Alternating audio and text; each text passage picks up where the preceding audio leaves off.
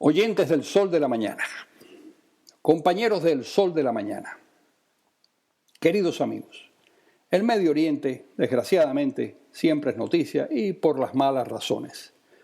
Parecía que la autoridad palestina e Israel habían llegado a un acuerdo forjado por John Kerry, el secretario de Estado norteamericano, pero sorpresivamente los palestinos renunciaron a lo pactado.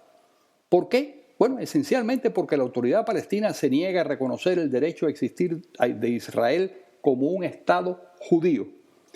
Evidentemente se trata de un burdo pretexto. Claro que Israel es un Estado judío, aunque allí viven 1.200.000 árabes de un total de 7,5 millones de habitantes, y estos árabes son ciudadanos de ese país y votan y tienen representantes en el Parlamento. Quizás son los árabes más libres del mundo.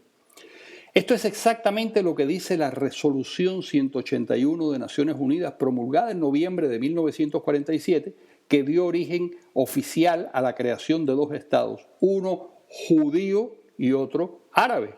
La resolución, aprobada por 33 votos a favor, 3 en contra y 10 abstenciones, no habla de un estado israelí, sino de un estado judío. Los judíos aceptaron la partición del territorio y los árabes no lo admitieron. Por el contrario, 5 países árabes le declararon la guerra a los judíos, invadieron el país y los judíos respondieron heroicamente y lograron derrotarlos. Esto ocurrió en 1948. ¿Por qué los judíos pelearon con tanta determinación? Precisamente porque sabían que esa era la única y última oportunidad que tendrían de construir un refugio para protegerse del antisemitismo. Durante la Segunda Guerra Mundial, los nazis habían asesinado a 6 millones de judíos europeos en los campos de exterminio y ya estos habían comprendido que cuando comenzaban las persecuciones muy pocas manos se extendían para ayudarlos. El antisemitismo era una costumbre muy vieja y a veces se manifestaba como expulsiones y otras como linchamientos y asesinatos masivos. Los cruzados se entretenían matando judíos en Europa mientras marchaban a Jerusalén. En 1290 fueron expulsados de Inglaterra. En 1391 había habido una masacre de judíos en España y un siglo más tarde, en 1492, los desterraron del país. Unos 150.000 tuvieron que huir velozmente, aunque no hay un acuerdo sobre el número total, debe haber sido más o menos esa cantidad. A partir de ese momento los persiguió la Inquisición. En el siglo XVII, el deporte de los cosacos en Ucrania y en Polonia era matar judíos. Los rusos los persiguieron en el XIX, incluso la palabra pogrom viene de aquellos tiempos. En Europa vivían encerrados en guetos hasta que Napoleón les abrió las puertas.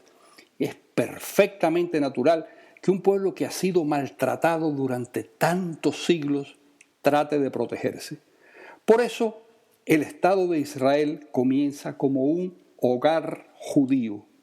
A fines del siglo XIX, Teodoro Herzl, un judío, abogado y periodista húngaro de cultura alemana, indignado por el antisemitismo que ve en toda Europa y concretamente en Francia, propone la creación de un país refugio para los judíos, dado que era imposible la asimilación por las constantes persecuciones antijudías. Él mismo ni siquiera pudo ser, por ejemplo, juez porque era judío.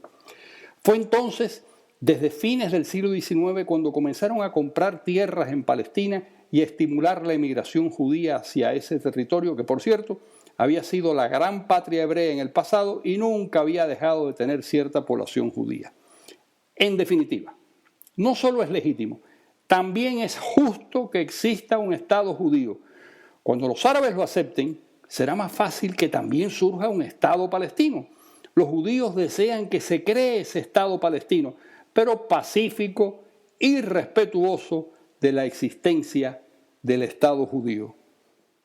Les habló Carlos Alberto Montaner para el Sol de la Mañana.